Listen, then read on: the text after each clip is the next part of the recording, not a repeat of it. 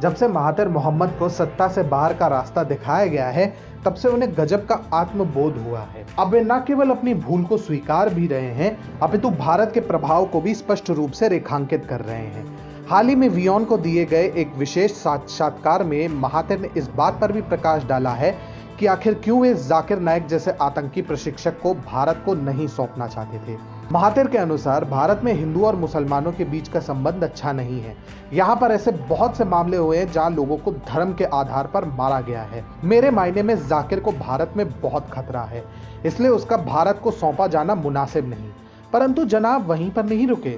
उन्होंने आगे कहा, हमें लगा कि जब तक ऐसी कोई जगह नहीं मिल जाती जहां वह महफूज रहे, तब तक वो यानी जाकिर यहाँ यानी मलेशिया में रह सकता है। परंतु ये उसका दुर्भाग्य है कि अधिकांश देश उसे अपने यहाँ रखने को तैयार नहीं है।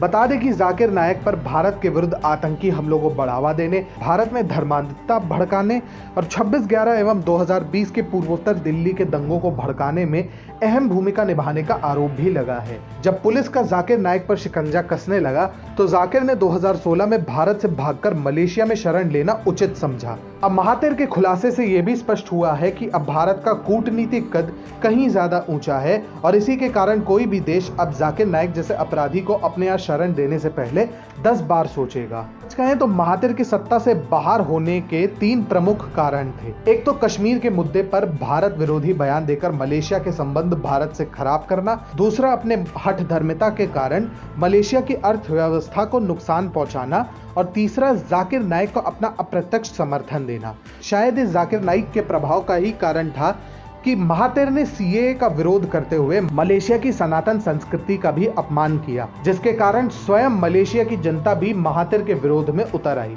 अब चूंकि महातिर सत्ता से बाहर हो चुके हैं और उनके सत्ता वापसी की संभावनाएं लगभग असंभव हैं, इसलिए शायद वे अपने मन से अपना बोझ हल्का करने में लगे हुए हैं।